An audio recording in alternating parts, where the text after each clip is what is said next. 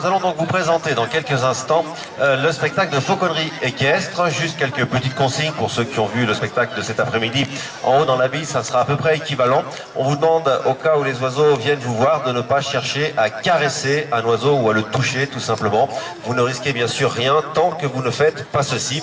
Et également, je sais qu'il est un petit peu tard, qu'on a des fois un petit peu faim, mais on vous demandera de bien garder toute forme de nourriture dans vos poches. Ça évitera peut-être quelques visites surprises. Pour le reste, on va vous faire découvrir donc cet art ancestral qui consiste à faire travailler un cheval et un aigle ensemble. On va vous abandonner en fait 1 minute 30 pour écouter une bande son qui va vous rappeler justement d'où vient cet art de la fauconnerie. Et on vous retrouve tout de suite après. À tout de suite.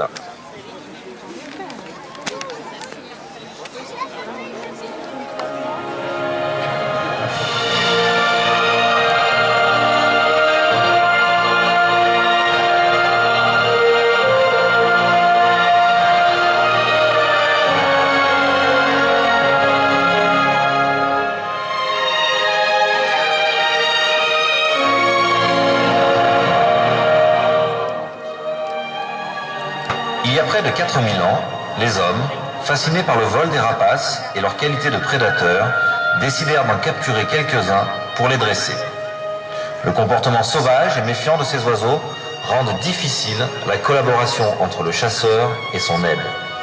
Toutefois, à force de patience et de travail, le faucon, la buse, l'aigle et même le hibou devinrent les compagnons de chasse favoris des hommes. Les empereurs et les rois traquaient les oiseaux les plus rares pour les dresser à attaquer pigeons, perdrix, faisans, mais aussi lapins, lièvres et chevreuils. Cet art trouva son apogée en France sous Louis XIII, où même les dames de la cour chassaient dans les jardins du château de Versailles. L'apparition des armes à feu a réduit la fauconnerie à quelques passionnés et il a fallu attendre le XXe siècle pour remettre au goût du jour cet art ancestral. Aujourd'hui, les oiseaux ne sont plus prélevés dans la nature, mais naissent en captivité. Leur dressage en est facilité et leur proximité avec l'homme grandement améliorée. Ils vont évoluer juste au-dessus de vous, vous frôler ou vous toucher d'un mouvement d'ailes, ces ailes que nous leur envions tant et qui leur donnent grâce et beauté. Ouvrez vos yeux et découvrez ce merveilleux témoignage du passé.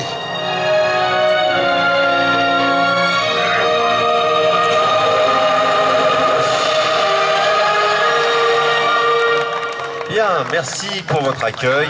Nous allons donc vous présenter l'art de la fauconnerie équestre. Pourquoi dresser deux animaux aussi différents à travailler ensemble? D'un côté, vous avez le cheval, qui lui est un animal peureux, craintif, une proie dans la nature et qui va fuir. Et on le fait travailler avec ce qui est vraiment son opposé, un prédateur le plus souvent assez impitoyable et très peu peureux. Alors pour être franc avec vous, ce n'était pas pour faire joli qu'ils ont fait ça à l'époque. C'était uniquement pour une raison pratique. Il faut bien comprendre qu'un rapace, lorsqu'il chasse, il peut partir à plusieurs kilomètres de l'endroit où on l'a lâché. Et si nous n'arrivons pas assez vite pour le récupérer, eh bien il va manger sa proie et il va s'enfuir.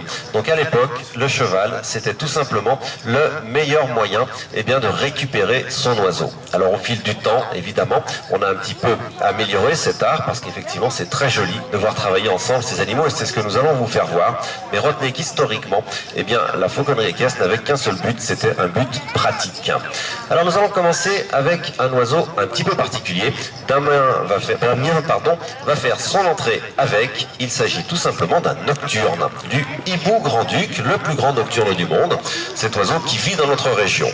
Alors, à quoi servait le hibou au Moyen-Âge? C'était très simple, pauvre, il servait d'appât. On attachait cet oiseau au milieu d'un champ, on le laissait ainsi pendant quelques minutes, les autres oiseaux qui savent qu'ils ne voient rien en pleine journée l'attaquent, et on venait ensuite envoyer les faucons que l'on avait dissimulés un petit peu plus loin pour attraper ces oiseaux qui s'étaient un petit peu fait prendre au piège ainsi. Alors je vous rassure, aujourd'hui ce pauvre hibou ne sert plus du tout d'appât dans les champs, il nous sert pour nous à habituer le cheval. Vous pouvez le voir et vous le comprenez d'ailleurs facilement. Un hibou en pleine journée, c'est plutôt un animal assez calme, il ne bouge pas trop. Alors effectivement, pour le cheval, c'est parfait, ça habitue le cheval à avoir cette forme à côté de lui qui bouge un petit peu, et tout doucement, on peut ainsi, grâce à cet oiseau, habituer tranquillement le cheval à avoir un oiseau sur lui. Imaginez bien que la vision du cheval est différente, il voit beaucoup plus gros que nous, et il est toujours très impressionné par les oiseaux. Alors le premier exercice que l'on fait avec ce hibou, c'est ainsi, c'est simplement le promener, et ensuite, eh bien, faire partir le hibou du cheval, que le cheval s'habitue à voir ce mouvement d'aile autour de lui qui va partir. Alors on va essayer là justement aujourd'hui eh bien, de faire un beau vol de hibou, puisqu'on a un petit peu de place, qui est assez rare. Alors le hibou, vous le savez, hein, il a une vision qui est très différente de la nôtre. Donc regardez bien, on va voir s'il veut bien venir me rejoindre. Pour ce faire, vous allez voir, je dois taper un petit peu sur mon gant puisqu'il me repère principalement au bruit.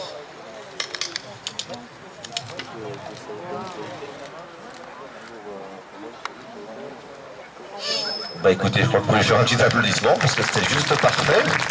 C'est pas tous les jours qu'on peut voir vraiment ce vol particulier du hibou. Pourquoi est-il particulier? Tout simplement parce que cet oiseau a un système sur les plumes qui... Faut que je t'approche, j'arrive pas à m'approcher de l'enceinte, faut qu'il vienne.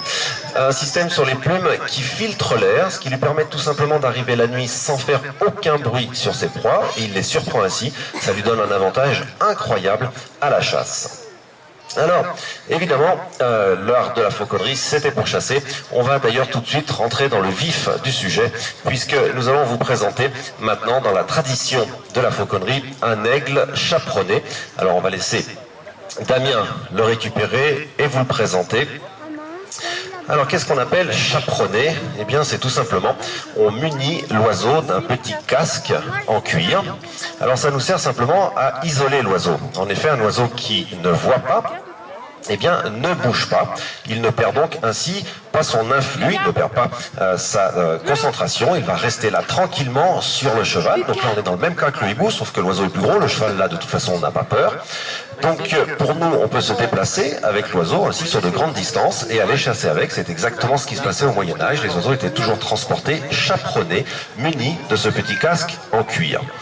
Alors, cet oiseau, c'est un aigle impérial, un des oiseaux les plus puissants qui existent. Il fait à peu près 1,90 m d'envergure.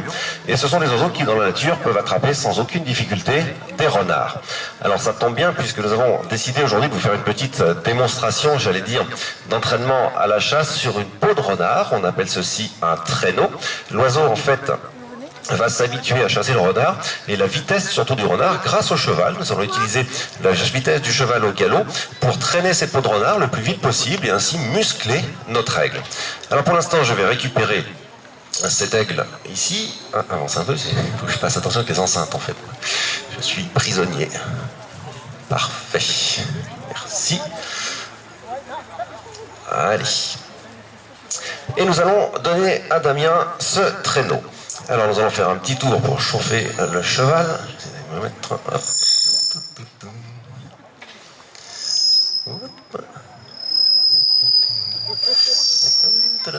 Alors si on peut juste baisser le gain là-bas, j'en sais rien, quelques secondes. Alors voyez le principe, bon c'est pas très grave, mais ce qui est dommage c'est qu'on perd un peu de la distance. Oui, ça va passer. Alors, voilà, on va laisser le temps de se mettre en place. Pour Damien. Essayez de bien rester au milieu de la piste aujourd'hui, on n'a pas la lisse, ça ira très bien. Alors une fois que le traîneau est en place, tu es prêt? Il nous s'agit pour nous de déchaperonner l'oiseau.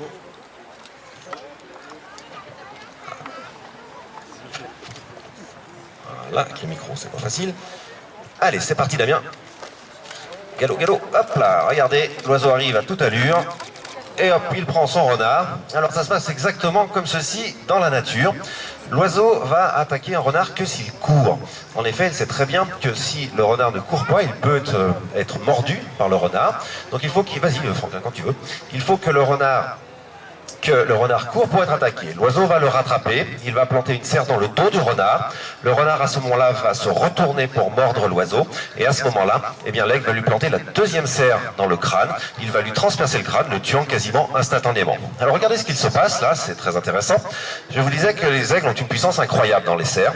Là, ce qu'il se passe, c'est que cet oiseau a attrapé sa proie. Et c'est la position naturelle pour un aigle, c'est de fermer la patte. Il a un système qui bloque la prise, ça lui empêche de relâcher sa prise. Il doit donc faire un effort pour lâcher la prise. Vous voyez que là, pour l'instant, il est tellement excité qu'il tient son renard, il essaie de monter avec le renard sur le fauconnier.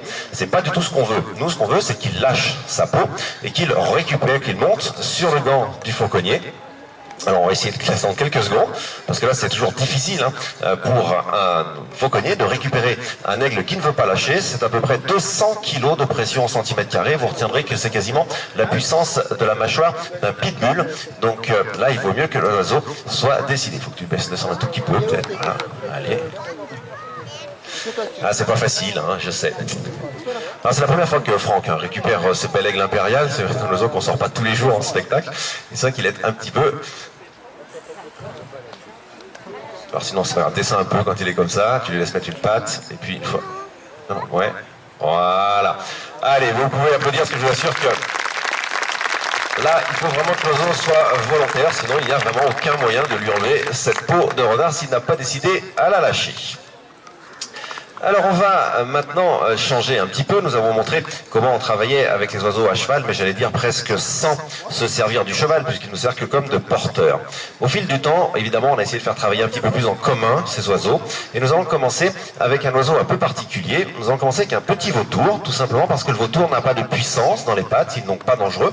Par contre, il est assez gros, il fait déjà à peu près 1m30 à 1m40 d'envergure. Ce qui fait peur à l'oiseau et au cheval, c'est d'arriver face à la tête du cheval. Alors regardez Damien, ça va être perpendiculaire.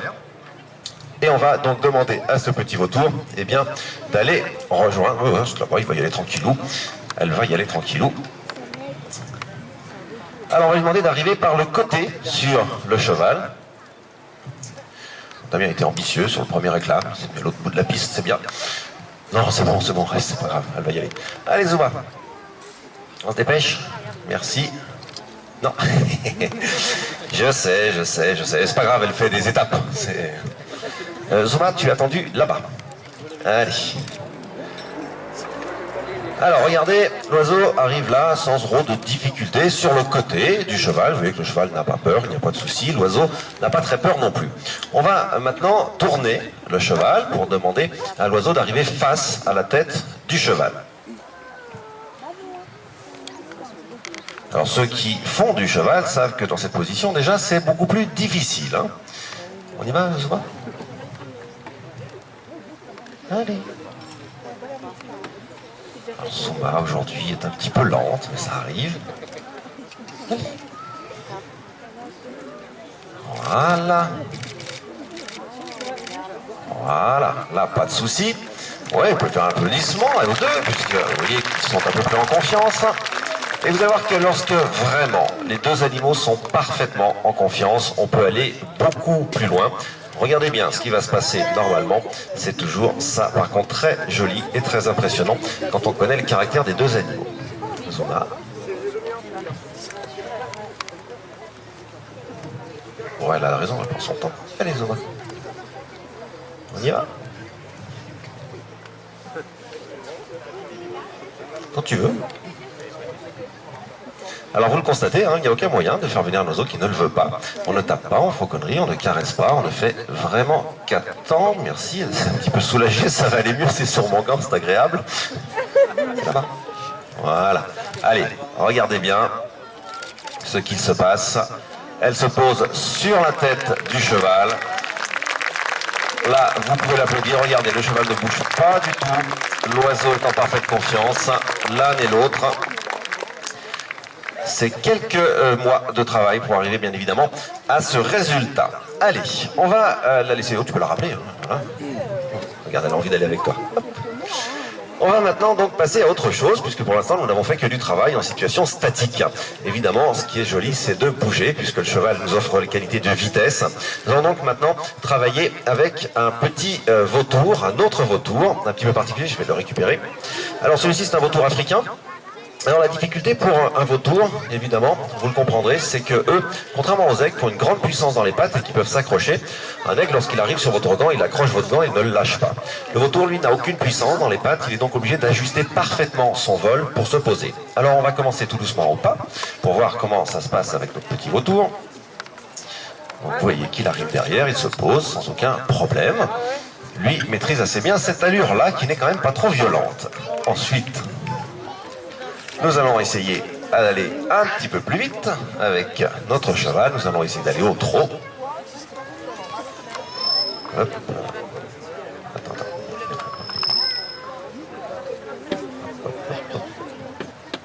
Allez, John. Voilà, un petit. Non, c'est pas grave. Je le récupère, tu veux. Je le reprends. Allez, je vous ai dit, c'est pas une science exacte, et pour le vautour, lui, si ça ne se passe pas bien, il n'a aucun moyen de s'accrocher, donc il faut vraiment que cela se passe en douceur. Allez, on se remet en place, Damien. Un petit trot.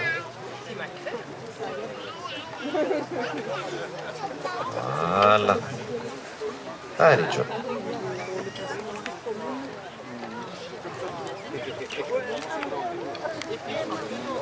Remets-toi en place, c'est pas grave.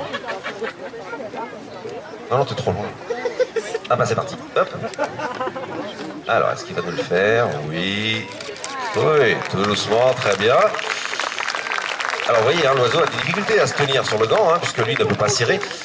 Allez, on revient vers moi, parce que là, on fait des trajectoires de 100 mètres, là. Alors, on va lui demander, je vous dis parce que c'est dans les spectacles, hein, les pauvres oiseaux l'ont déjà fait 2 avant, donc on va essayer, viens tourner plus près de moi Damien, voilà, c'est un tout petit peu moins d'efforts à faire pour le dernier spectacle, parce que tu vois, ils en ont un petit peu plein les ailes. Allez, au galop.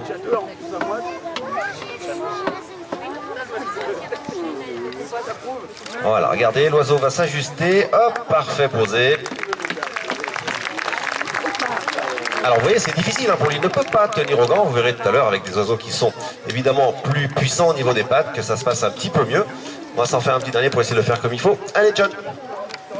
Ah, alors là, le vautour vous montre qu'il sait très bien marcher. C'est un oiseau effectivement très gracieux au sol. Allez. Ouais, mais ils font ce qu'ils peuvent, hein, vous savez. Allez John. On va essayer de s'en faire un comme il faut et bien propre pour finir. Alors vous voyez que c'est pas facile, hein, ce qu'on voulait vous montrer, c'est que dès qu'on met un petit peu de mouvement pour les oiseaux, évidemment, c'est plus difficile. C'est un petit peu comme un avion qui atterrit sur un porte-avions, ça bouge, il faut vraiment se poser au mieux.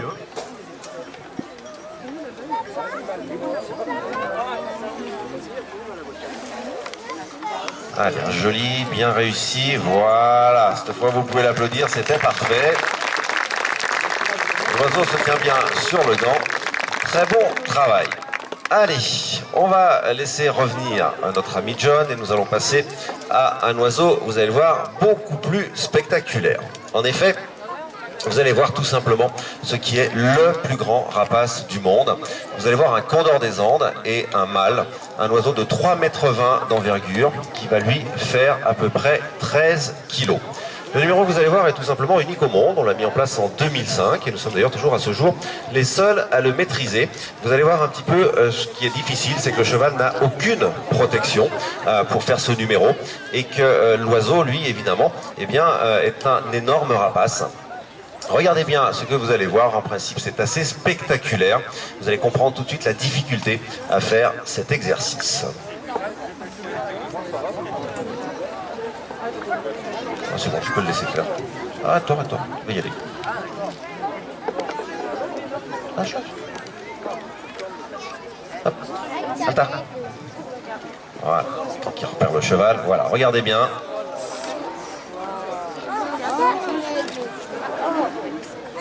Allez, ne vous inquiétez pas.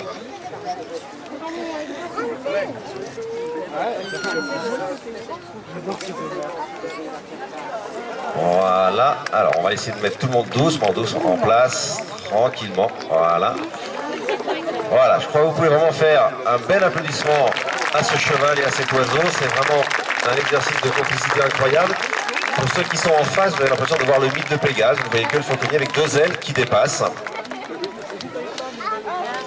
Alors, ne vous inquiétez pas, le condor, évidemment, ne peut pas transpercer le cuir du cheval. Ça reste un vautour, même s'il est très lourd et très puissant, mais ça gratte quand même le dos du cheval. Et il faut vraiment que l'un et l'autre aient bien appris à travailler ensemble pour... Je te laisse me le ramener? Faire un petit tour? Allez. Voilà, regardez. Comme ça, vous l'avez dans les deux sens.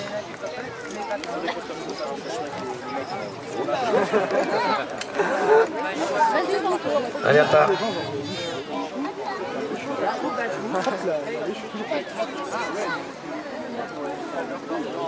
Allez, taxi. Parfait. Voilà, ce numéro exceptionnel, tu peux le récupérer, Franck. Du condor à cheval. Alors, non, c'est là-bas que tu vas. Et mauvais père. Avec Franck. Voilà, ce condor, un jeune condor de 4 ans, qui n'aura sa couleur adulte que l'année prochaine, dans 3 ans, c'est à l'âge de 7 ans, qu'ils prennent leur taille adulte. Alors nous allons maintenant vous faire travailler des aigles. On va également commencer, c'est un jeune aigle que je vais vous... Enfin, un aigle de 6 ans qui fait ses premiers spectacles. Et vous l'avez mis... je vais juste regarder lequel c'est. Très bien. Allez, viens mon gros. Hop là. Victor est un aigle, un pigargue à queue blanche, le plus gros aigle, je suis ici donc là, le plus gros aigle d'Europe. Cet oiseau fait 2,10 m d'envergure, pèse 4 kg, les femelles peuvent faire jusqu'à 2,50 m et peser jusqu'à 7 kg. Alors on va commencer là aussi un travail, c'est un oiseau qui débute, je ne vais pas vous mentir, il fait ses premières sorties à cheval. Donc on commence par le côté, voilà, exactement comme vous l'avez vu faire tout à l'heure, on habitue tranquillement cet aigle à voler. Pourquoi je voulais vous le présenter, tu pourras te mettre même un petit peu plus loin avec lui, je pense. Allez. Tout simplement parce que cet aigle est un oiseau exceptionnel, c'est une espèce qui a disparu du ciel de France depuis il y a maintenant à peu près 200 ans pour la France métropolitaine et 60 ans en Corse. Et vous l'avez peut-être vu dans la presse ou dans la télévision, nous avons un programme aux Aigles du Léman qui consiste à remettre cet aigle dans la nature. Ce programme s'appelle Freedom et nous réalisons avec... Tu vas où? Damien, je vais un peu plus loin, puis c'est pas grave. Allez, fais-nous voir comment tu voles toi. Alors avec cet oiseau, j'ai eu la chance cet hiver de réaliser une très belle opération. Nous sommes partis ensemble à ski du sommet de l'aiguille du Midi. Nous sommes descendus jusqu'au Montanvert. J'avais fixé sur cet oiseau une petite caméra qui nous a donné des images incroyables. Je crois qu'elles ont fait le tour du monde. L'objectif, c'est de faire découvrir bien évidemment cet oiseau au grand public. Il vivait partout en France. On l'appelait au Moyen-Âge l'orfraie. Mais son vrai nom, c'est le pigargue à queue blanche. Nous aurons d'ailleurs une très belle opération, une dernière, dans le cadre de ce projet, pour le faire découvrir aux Français, puisque Victor, si tout va bien, devrait le 28 septembre s'élancer toujours pareil, muni d'une petite caméra sur le dos, du sommet de la Tour Eiffel, et nous offrir ainsi des images assez incroyables de vue de Paris, vue par un aigle. Donc on voulait également vous présenter un petit peu cet oiseau, puisque nous sommes de la région, et qu'on aime bien vous faire découvrir un petit peu ce que l'on fait ici au travail.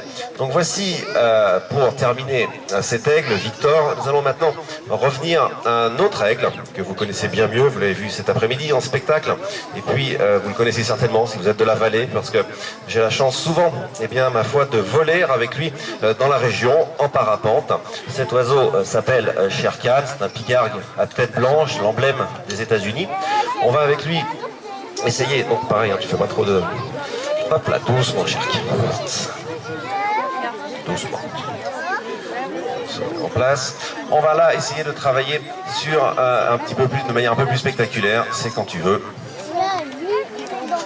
Puisque Shere Khan, lui, a vraiment en principe l'habitude, voilà, de nous faire des très beaux posés au galop sur le cheval. Alors, comme tous les aigles, Shere Khan a une grosse puissance dans les serres, donc ramène. Une grosse puissance dans les serres, je vous disais, ça peut monter à 200 kg de pression au centimètre carré. Donc pour lui, contrairement au vautour, la difficulté n'est pas d'attraper Damien. Une fois qu'il le tient, il ne le lâchera pas. Attends doucement, parce que... Voilà. Allez, c'est parti. Regardez, il arrive lui bien de côté, il jette les serres, il se pose, et là, ça ne bougera plus de toute façon.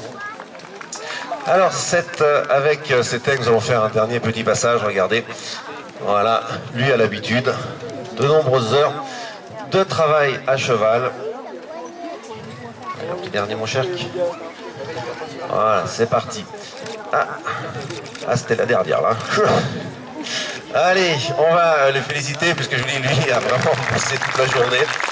On va également vous rappeler que si l'on vient ici à l'initiative, évidemment, et moi alors, à l'initiative de l'Office de tourisme et de la Maison de l'Abbaye d'Eau pour vous présenter ces aigles. C'est bien sûr parce que ce sont des prédateurs, c'est-à-dire des animaux qui dans la nature tuent d'autres animaux pour se nourrir.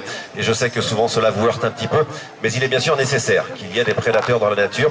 Et j'espère qu'on vous aura permis de mieux les découvrir, de mieux les apprécier à travers cette présentation bien évidemment un petit peu particulière à cheval. J'espère surtout qu'on vous aura définitivement convaincu que ce ne sont pas des êtres cruels ou sanguinaires, mais simplement des maillons de notre chaîne alimentaire. On vous remercie d'être resté jusqu'ici en cette fin d'après-midi. On a eu beaucoup de plaisir à vous présenter ce spectacle. On vous souhaite une très bonne fin de journée. Merci à vous.